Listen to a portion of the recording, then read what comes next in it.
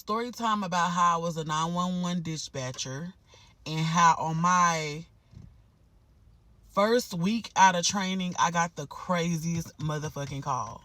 So this is like at the end of 2022, the beginning of 2023. And I had already been training for about, I say, 90 days already. And so I made it through training, and my first week was hectic as hell. Like, they just threw me out there and expected me to know every fucking thing that I learned in training. And I knew it was gonna happen, but I was like so nervous. Like I was just so nervous because honestly, how I got the job was I was working with someone at the airport, and basically they ended up switching over to a dispatcher. They worked for a company that basically was contracted with different counties, and we would all have to go to call centers or work from home and basically, yeah, dispatch.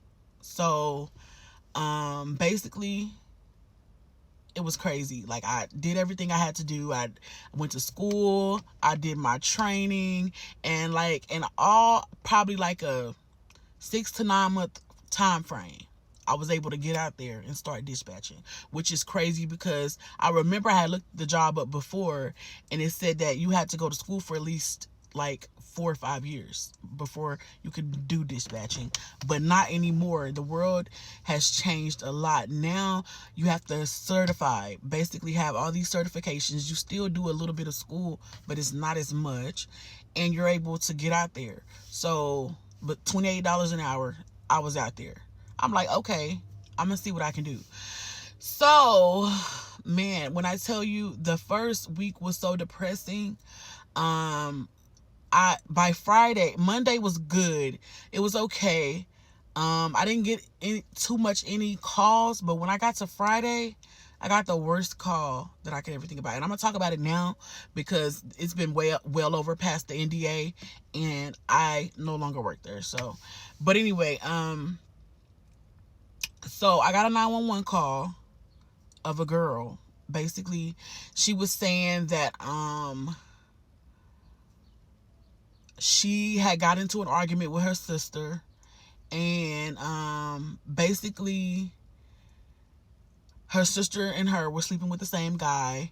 Her sister thought she was pregnant by the guy, and she finally came out and told her, like, hey, he could be the father. And this is the day of the baby shower of the other sister, basically to letting her know that her boyfriend could be her child's father.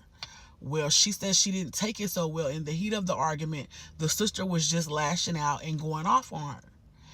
And so she went in the kitchen and got, like, I think vegetable oil, dashed it on her sister, threw a lighter, and lit her sister on fire. Like, this is real life.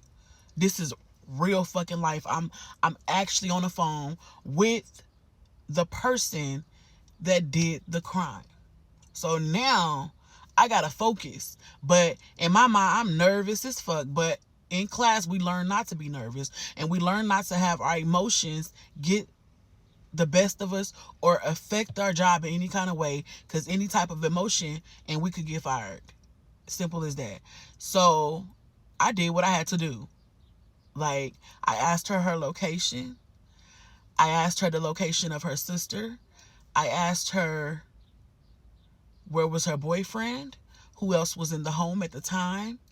And all of a sudden she started screaming, basically saying her sister was on fire on the couch, and she had basically got some of the oil on her and lit up her whole left side.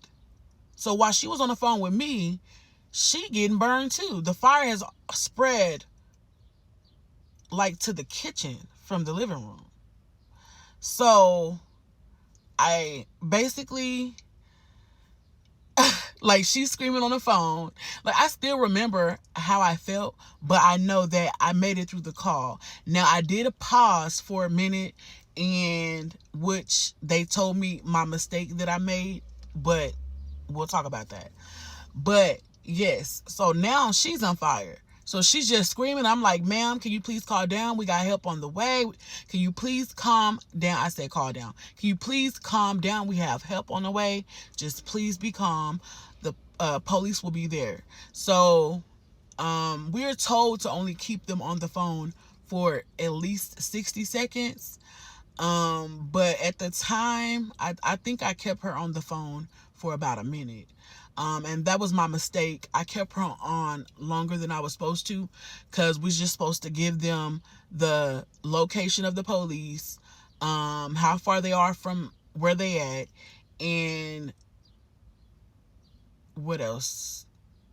I forgot everything else, but literally that was like the craziest call. So you're not allowed to pursue the cause or pursue what happened. So it took me forever to figure out what happened to the girl. But apparently when the police got there, her sister's body was burned so bad that they didn't even know that she was on the couch. Literally, they went right past her to the sister that was actually burnt on one side. So I believe that left side left her paralyzed.